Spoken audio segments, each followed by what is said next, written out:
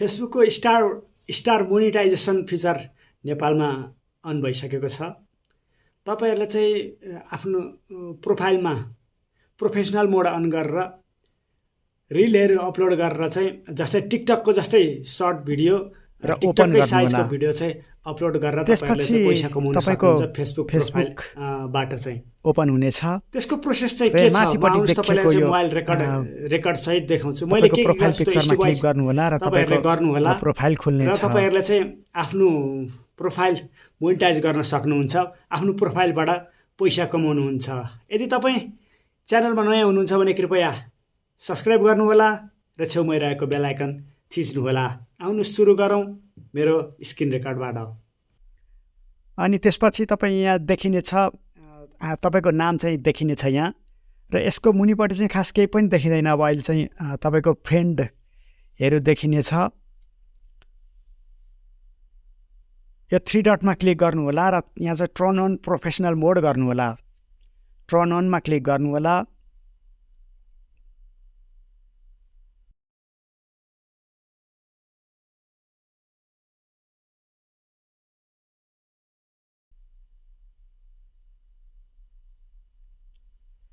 Welcome to professional mode. You can use professional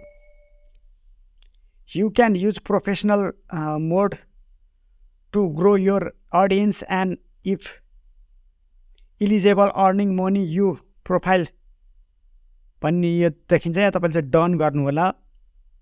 यस्तो खालको चाहिँ तपाईको इन्टरफेस खुल्ने छ। यहाँ चाहिँ अब तपाईले रिफ्रेश गरेपछि चाहिँ टर्न अफ प्रोफेसनल मोड भनेर देखिन्छ। यसको मतलब तपाईको प्रोफेसनल मोड चाहिँ अन भइसकेको छ।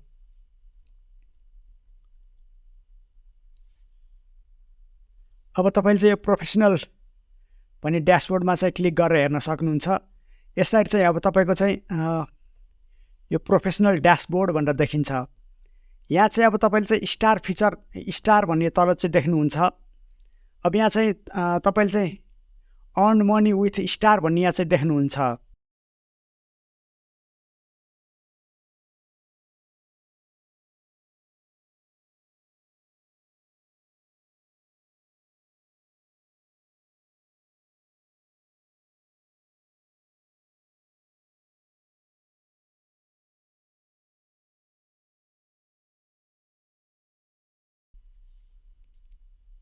अब यहाँ तपाईले चाहिँ माथिल्लोपट्टि यो get star earn money with start भन्ने ठाउँमा चाहिँ गेट स्टार्ट क्लिक गर्नुपर्ने हुन्छ। तपाईको चाहिँ अर्न मनी विथ स्टार्ट भन्ने यो चाहिँ ड्याशबोर्ड देखिन्छ। तपाईले चाहिँ गेट स्टार्ट क्लिक गर्नु पर्यो। यहाँ तपाईको चाहिँ अब आफ्नो यहाँ चाहिँ तपाईको नाम राख्नुपर्ने हुन्छ।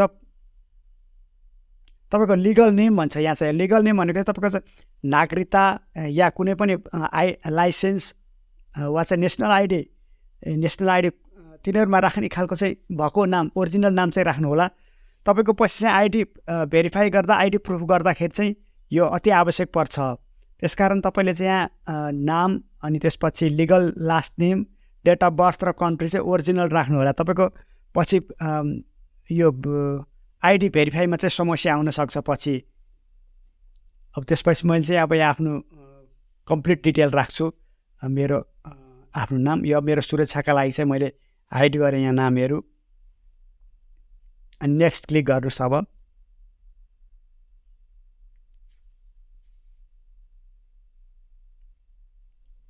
यहाँ कन्ट्री चाहिँ अटो सिलेक्ट गर्छ।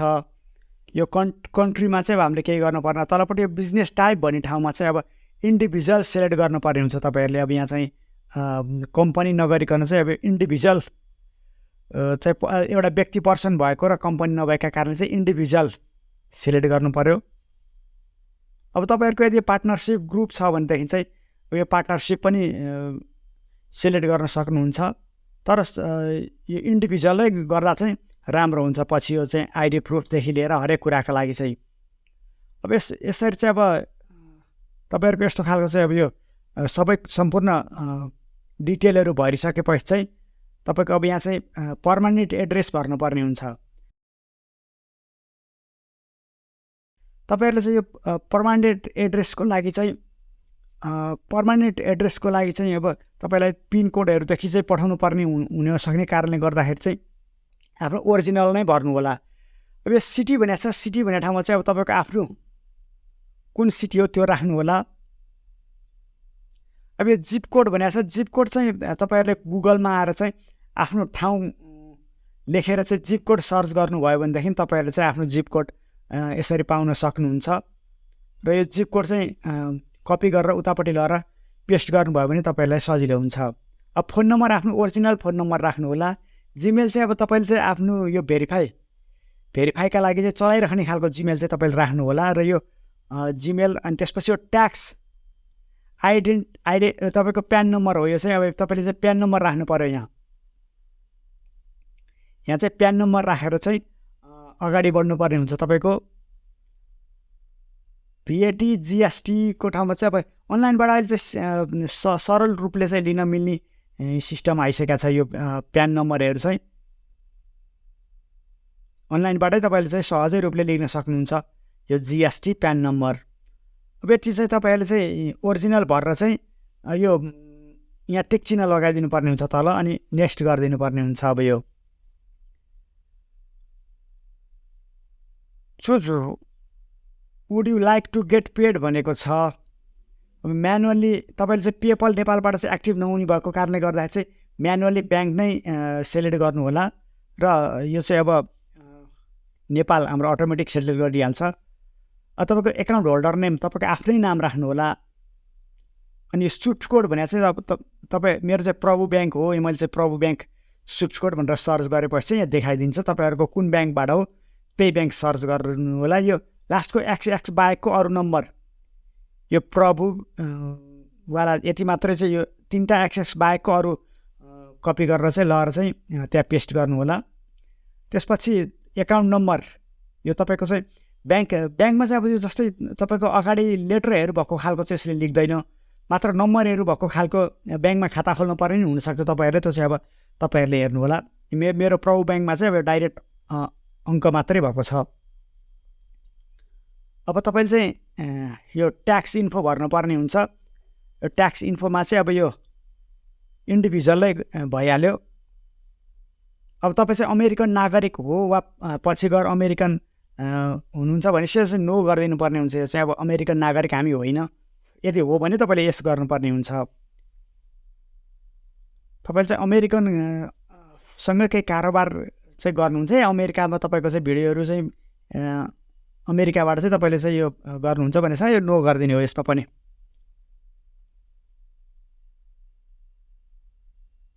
अब यहाँ तपाईँको फुल नेम ओरिजिनल तपाईँको आफ्नै राख्नु होला, या तपाईँ 18 वर्षभन्दा कम हुनुहुन्छ भने तपाईँको प्यारेन्ट्सको राख्नुपर्ने हुन्छ। यहाँ अब नेपाल भइहाल्यो कन्ट्री। अब तपाईँको एड्रेस चाहिँ अब तपाईँहरूले आफ्नो ओरिजिनलै एड्रेस राख्नु होला। तपाईँहरूलाई चाहिँ यो ओरिजिनल एड्रेस राख्नुभयो भनेदेखि सहज हुन्छ। पछि हुन त यो एडिट गर्न मिल्छ मिल्न त, तैपनि अब तपाईँले चाहिँ ओरिजिनलै एड्रेस राख्नुभयो भनेदेखि तपाईँहरूलाई चाहिँ पिन भेरिफिकेसनको लागि चाहिँ सहज हुन्छ।